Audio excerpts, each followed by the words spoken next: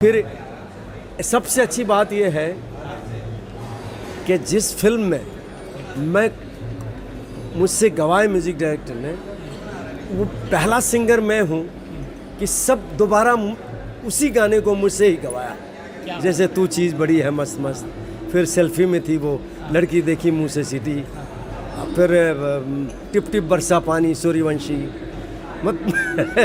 हाँ ये गदर का देख लीजिए। तो ये भी होना बहुत मुश्किल है।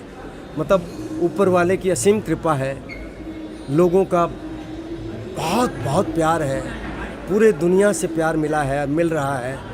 सभी लोग इतना आशीर्वाद दिए हैं कि मुझे लगता है कि आपका उदित नारायण क़यामत से क़यामत तक चलता रहेगा।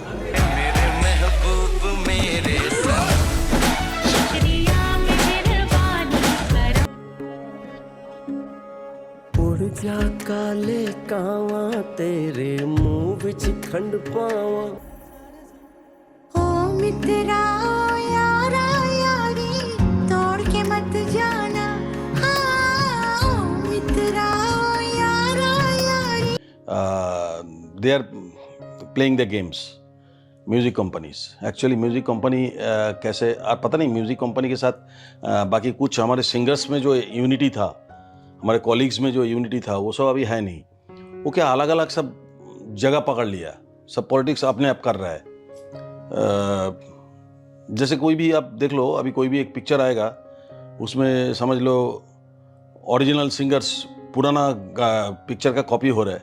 ओरिजिनल सिंगर समझ लो 2 जन है, बाकी 1 जन को रिप्लेस कर दिया। अब देखो कि अभी हाल ही में पिक्चर रिलीज होगा, आप देख लेना कि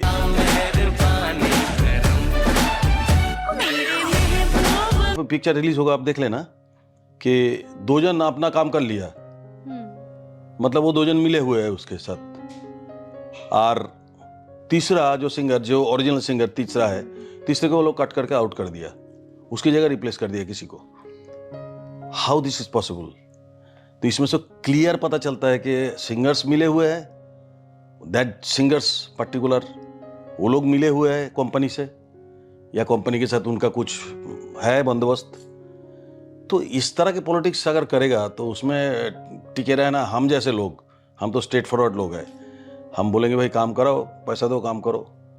हाँ, तो मुश्किल ये हो रहा है कि इस तरह की पॉलिटिक्स का शिकार हो रहा हूँ मैं बहुत ज़्यादा। तुमने देखा होगा बहुत सारा पिक्चर्स अभी रिलीज हुआ जिसमें रीमेक हुआ, तो मेरे को रिप्लेस कर दिया गया, लेकिन बाकी सिंगर गा रहे हैं, बाकी सिंगर उसका ऑयलिंग वगैरह सब एकदम बराबर रखा हुआ है कंपनी के साथ, तो वो काम कर रहा है। तो दीज आर द थिंग्स, ये तो हमसे होगा नहीं, क्योंकि हम बंगाली बोल के, बंगाल का है बोल के, और ज़्यादातर करके पॉलिटिक्स वहाँ पे सब इस तरह से होता है, क्योंकि ऑलवेज बंगालीज जो है म्यूज़िक इंडस्ट्री को डोमिनेट किया। और पता नहीं कौन सा पॉलिटिक्स चल रहा है अंदर, तो कुछ तो चल रहा है वहाँ पे, जो उसमें कुछ सिंगर्स भी मिले हुए हैं कंपनीज के साथ, एंड कंपनीज तो है ही। अभी क्या है कि आई डोंट नो कि क्लियर कट पता चलता है जब इस तरह की सिचुएशन आपके सामने आता है कि उसी पिक्चर में मैं भी गाया, बाकी 2-3 सिंगर गाया, 2-3 सिंगर गा रहे उसका ओरिजिनल गाना, बट मैं नहीं हूँ। इसमें पता चलता है कि हाँ, यह सिंगर्स मिले हुए हैं कंपनीज के साथ, या तो कंपनीज के साथ कुछ बंदोबस्त है, कुछ ना कुछ तो है, कुछ ना कुछ तो पॉलिटिक्स चल रहा है। तो उस पॉलिटिक्स का शिकार मैं ही बार बार होता हूँ, क्योंकि मैं बोलता नहीं हूँ, कोई कंपनी को जाके तेल नहीं लगाता, कोई कंपनी को जाके नहीं बोलता हूँ कि मेरे से गवाओ, ऐसा नहीं करता। तो इसलिए लोग पता नहीं करते ही जा रहे हैं। बट लोग अभी, इससे पहले मेरा गाना, कितने गाने आप देखो রিলিজ हो चुका है, कितने गाने। আমরা তো মানে ছোট থেকে বড় হয়েছি, মানে 90 এর দশকটা তো। হ্যাঁ, আমি বলছি আমার আগে কত গান রিলিজ হয়েছে রিপ্লেস করে আমাকে, কত কোথায় টিকেছে সেগুলো। बट आई थिंक के ओरिजिनल जो सिंगर गाए थे, अगर वो कैपेबल है तो उससे गवाना चाहिए, कि नहीं तो कंपैरिजन हो जाता है। पहले ही कंपैरिजन होता है कि भाई वो क्या गाए थे, आप क्या गा रहे हो। तो ये कंपैरिजन नहीं होना चाहिए। बेटर या खराब आपको पुराने सिंगर से ही गवा देना चाहिए। अगर वो कैपेबल है, अभी भी वो गा सकते हैं, तो उससे गवा देना। जैसे मैंने अभी गाया तुझे देखा तो जाना सनम, दोबारा मैंने गाया, सारेगामा से रिलीज़ हुआ, तो मैंने गा दिया, लोगों को बहुत पसंद आया, सब हो रहा है। तो इसमें कंपैरिजन नहीं होता है। एक अगर पुराने गाने को आप ले रहे हो तो आई थिंक कि अगर पुराने सिंगर अगर कैपेबल है तो उसी से गवा के देखो। ओके। क्योंकि आप जैसे ही उसको दूसरा कोई सिंगर से गवाओगे तुरंत कंपैरिजन होगा। यस। एक कंपेयर होगा कि भाई कैसे गाया था उन्होंने और ये कैसे गा रहे हैं। ये कंपेयर जो होता है इसमें पहले ही मार खा जाता है, माइनस पॉइंट होता है। क्योंकि आई can't beat Kishore da, I can't beat Mohammed Rafi, वैसे ही मुझे बीट करना भी बड़ा मुश्किल काम है। मेरे से अच्छा गा लेगा, रफ़ी साहब से अच्छा गा लेगा, किशोर दा से अच्छा गा लेगा, लेकिन किशोर दा नहीं होगा, रफ़ी साहब नहीं होगा, वैसे कुमार सानू भी नहीं होगा। कि पुराना गाने को लेके जब आप खेलते हो तो आप पुराना सिंगर अगर कैपेबल है तो उससे ही गवाना चाहिए सेम गाना। हाँ, नहीं तो फिर आपको पहले ही माइनस पॉइंट हो जाता है कंपैरिजन। पहले कैसे गाया था, आप कैसा गा रहे हैं, ये कंपैरिजन होगा ही। ऐसा हमने बहुत सारे देखा कि पुराने गाने को नए तरीके से नए सिंगर से गवा के वो गाना चला नहीं।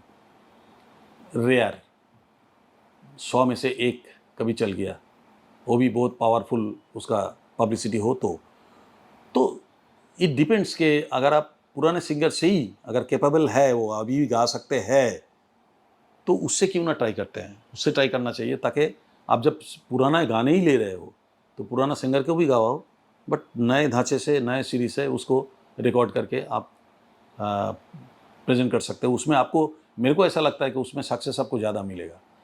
क्योंकि ऑलरेडी मैं मेरी बात कर रहा हूँ, already I have a big fan base. 100%। एक फैन बेस मेरा है बहुत बड़ा।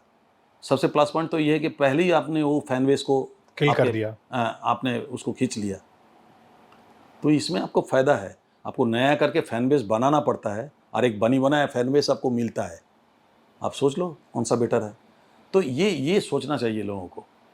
फर्स्ट गदर में और सेकंड गदर में भी इन्होंने कहा मिठुन जी से, आज के हमारे नंबर 1 म्यूजिक डायरेक्टर हैं मिठुन शर्मा जी, इनको इन्होंने कहा कि उदित नारायण से गाना लें। क्या खुश हुए मिठुन जी, मैं बयान नहीं कर सकता हूं। Thanks to Mithun ji and Anil ji कि again I got Gadar 2। Please give a big hand for Anil ji, Mithun ji and team of Gadar 2। Sir